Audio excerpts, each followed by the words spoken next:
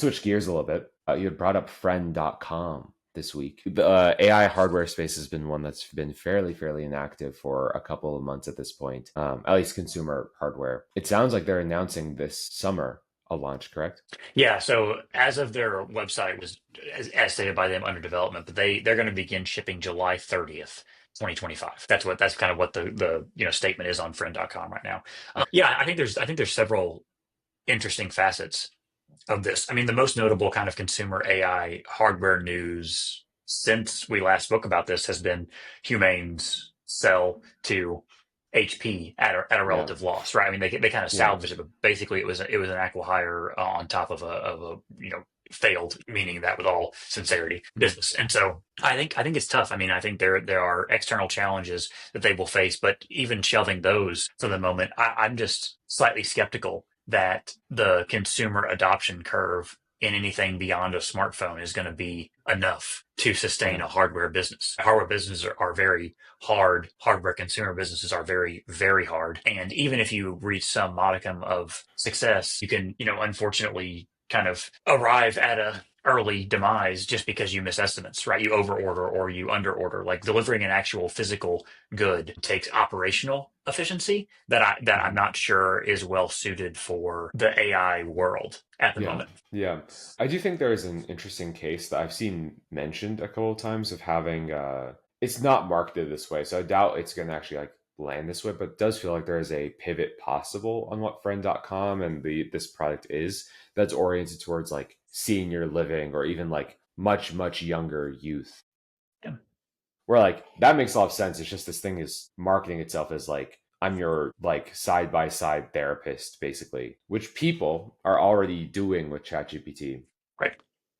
So the app is already good. Like if people are trying to have that need fulfilled, you can do that for free or for 20 bucks a month rather than paying for whatever the cost of this thing is, which makes me quite bearish on it unless they decide to change their marketing by quite a bit. Yeah, I think you're right in that there's an obvious identified need there, or at least desire in the market. But the question then becomes, what aspect of it are you fulfilling that these other tools that are already available are not? And more than that, do you need hardware to do it? Yeah. You know what I'm saying? Why not just use the smartphone or the AirPods or something? I mean, I do think the other thing that's interesting, and I would like to get your take on it, maybe throwing this line of questioning back to you a bit, is the counterpoint I think I would make to this we don't need new hardware, thesis is Meta and specifically the Mm. glasses. The glasses thing feel like they're going to happen in some Yeah. capacity strictly because Meta can continue to burn $1 billion a year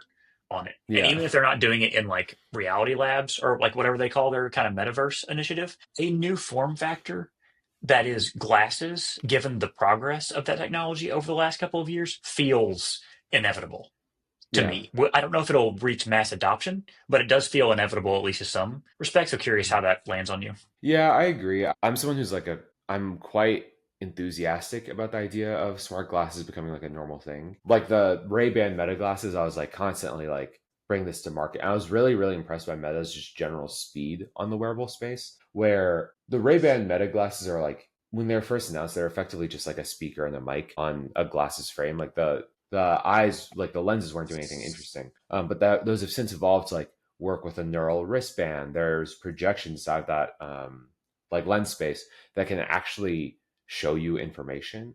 I think the simple gap is that between a smartphone, between a smartwatch, the phone covers most use cases. And it made sense why it had an adoption, right? People moved from BlackBerry to their phones because all of a sudden these smartphones, these iPhones, were able to interact with so much more. The App Store is so much more capable. You can be like hyper real world connected in a way that a BlackBerry or like an old like brick phone would never allow you to, right?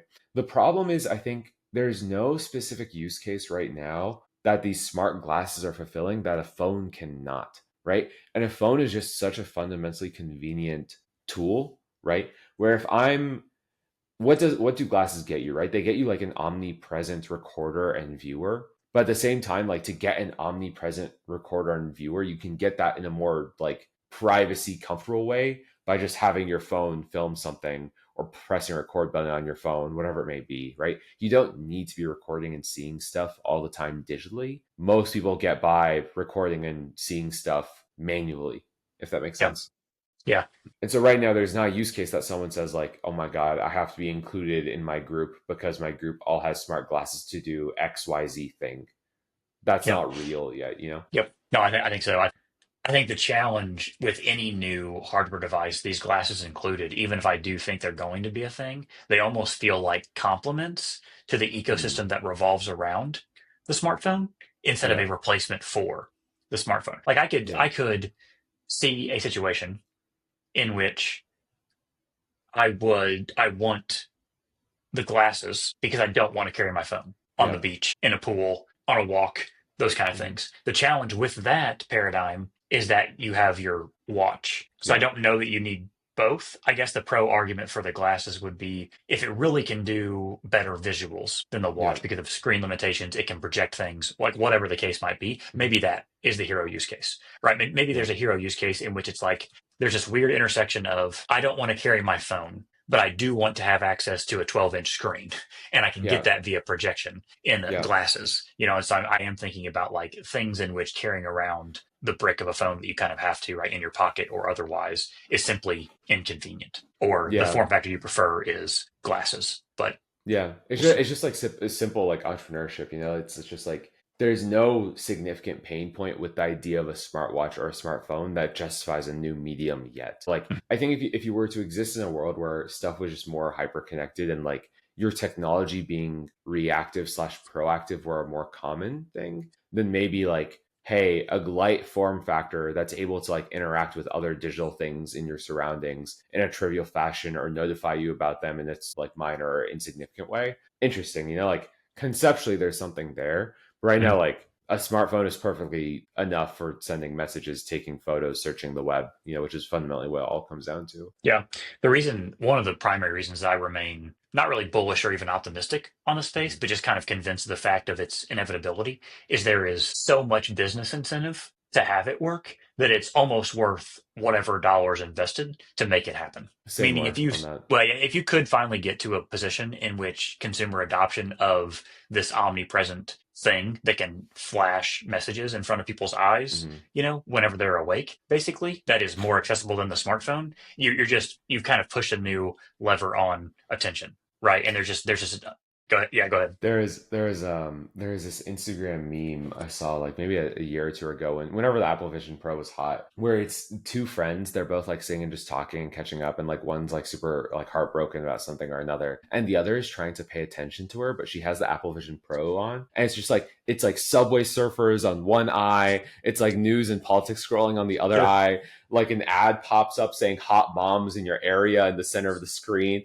and she's just like trying to nod along, but like her vision's completely clouded of her friend because it's just ads, like typical attention, like destroying stuff going on the Yes. other side. It's super, super funny. Yes.